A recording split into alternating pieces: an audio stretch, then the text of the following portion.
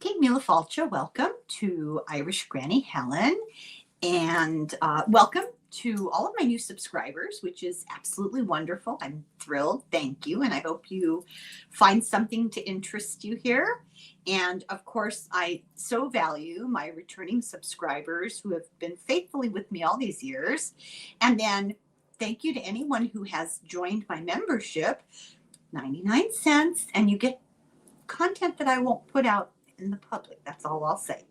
So think about joining and becoming a friend. In the meantime, I was thinking the other day about topics, as you know, as you do, thinking about things like innocent until proven guilty, and the way that the law works, and wondering about the origins of the American way of jurisprudence. And I remembered what I had learned in grade school. And I started to research a little bit, and I realized, actually, we were taught a very simplistic form of this story, and there's really a little bit more to it than meets the eye. So I thought it would be kind of fun to look at the really ancient roots of some American legal tropes that are kind of in question these days, challenged, things like, due process. So I thought we'd talk about the Code of Hammurabi. Hammurabi, who's just got the best name, was the sixth king of the Amorite first dynasty of Babylonia. So that's a mouthful. He ruled between 1792 and 1750 BC or BCE. He took control over the Mesopotamian plain with a combination of military aggression, diplomacy, and treachery. He had inherited his father's throne, so already feeling entitled. And at the time, Babylon was weak as a country. And he waited. He waited until the most influential guy around, Rim Sin of Larsa, got old, and he conquered him.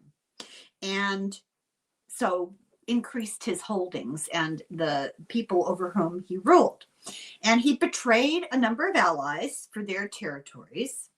And he had a very aggressive foreign policy, very militaristic kind of guy.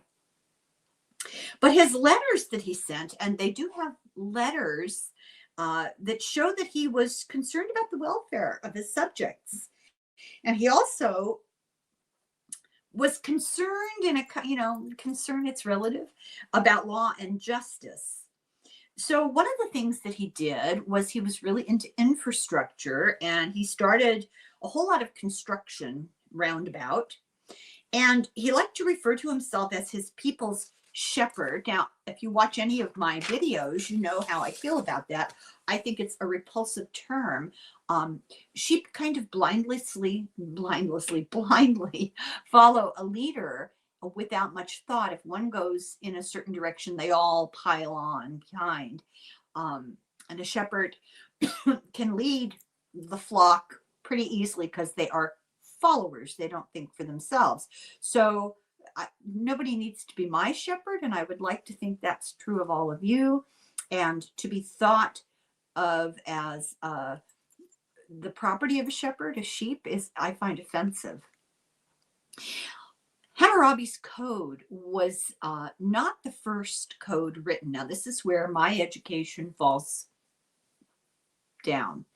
We were taught that he wrote the first ever written code of law.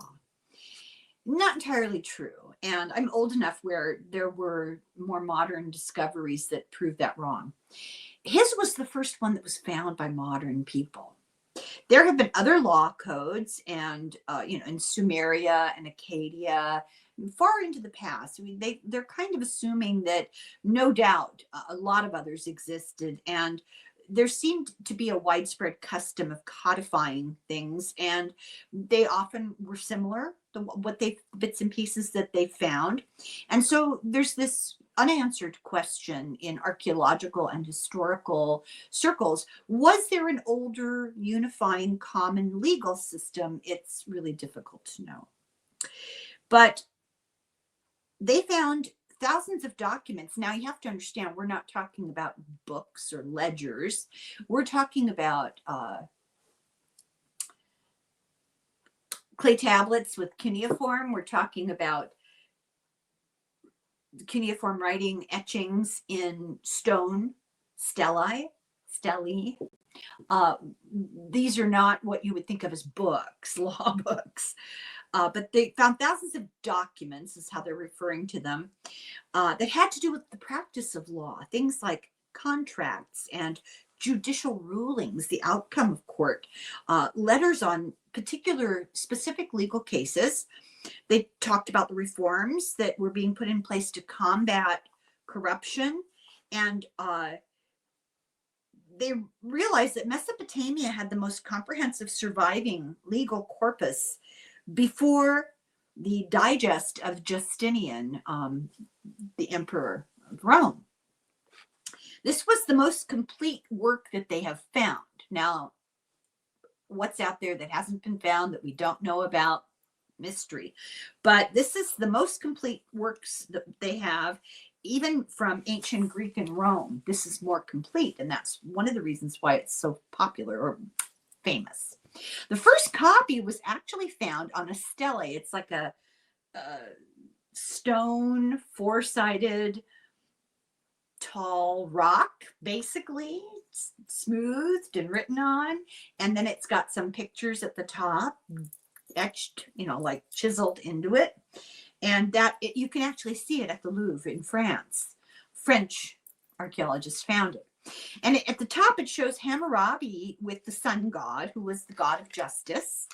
And then there are 4,130 lines of cuneiform, which are referred to as laws.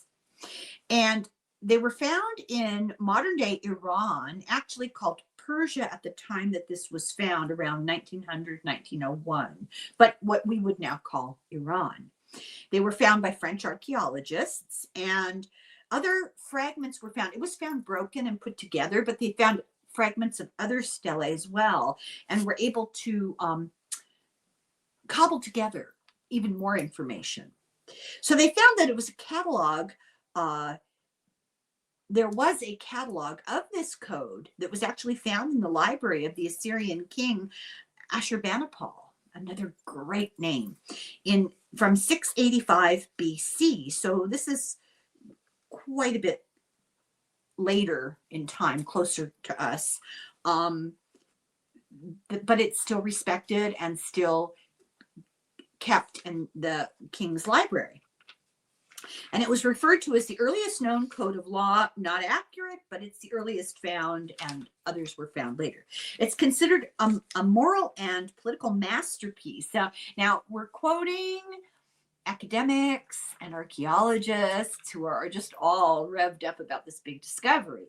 And so over time, maybe opinions have changed a bit. But when first it was discovered, it's a moral and political masterpiece, and actually did have many humanitarian clauses or protections for the weak and vulnerable, which was unusual given the time period.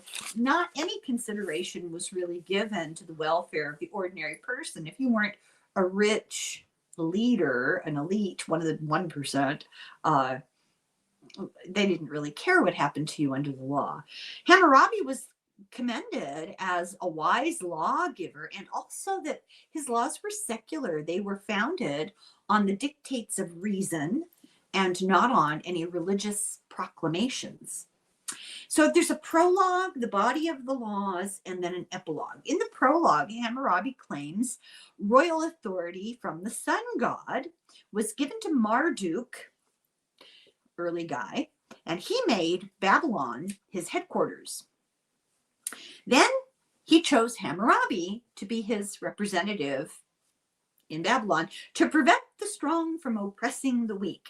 And I could not help but think of our conversation with Paul Wallace a couple of weeks ago and his whole Eden series, and how these stories of Marduk and the sun god wisdom and technology coming from space and bringing technology and guidance to people on Earth with a representative acting as an intercessor of sorts.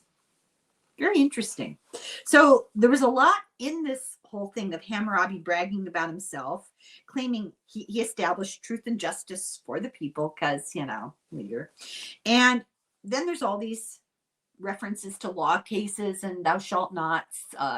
You know, if you buy something for this amount of money, the tax shall be this. And if somebody does this wrong to you, this is what their responsibility will be.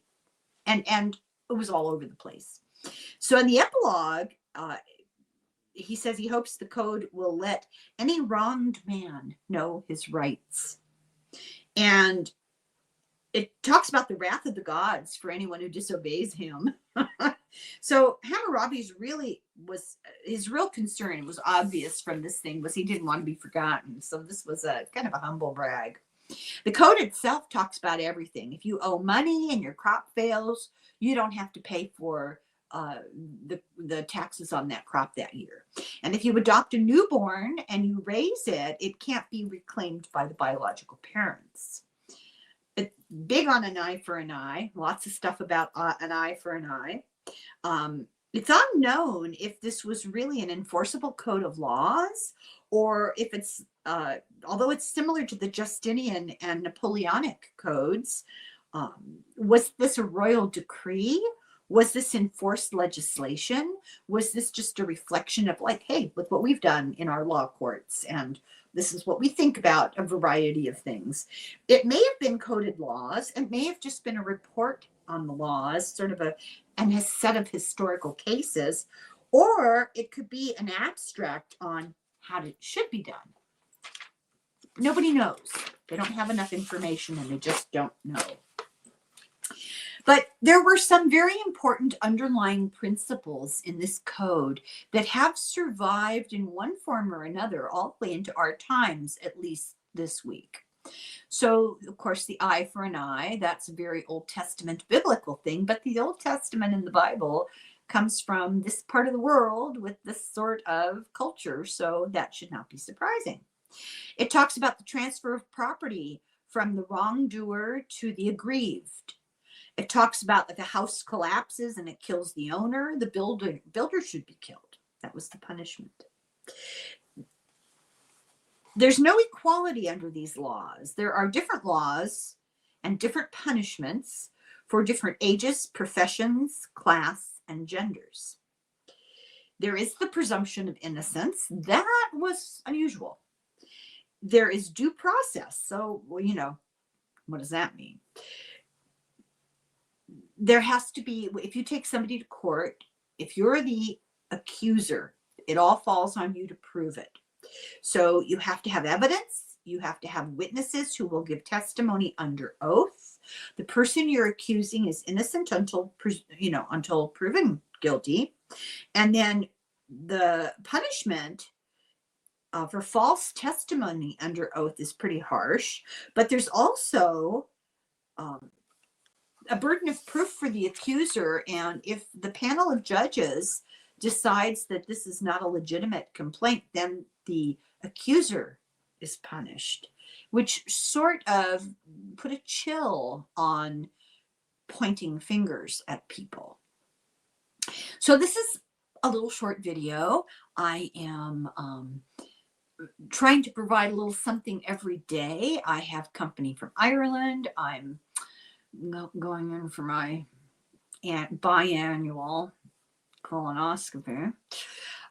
So I'm doing some videos ahead of time so that there's something for everybody while I'm out of order. And I hope this is something to think about, because we claim so much that we invent all these things, you know, and really they've been around a very long time. Hard to get a whole lot older than Hammurabi. So thank you very much for watching. I hope you enjoyed this. Don't forget that I do personal consultations. You can get in touch with me through my Gmail and join my membership. And if you have a question that you would like answered, a little bit of personal advice, I can give you answers. You will remain anonymous, no identifying features. I kind of rewrite it so no one knows who it's about or from.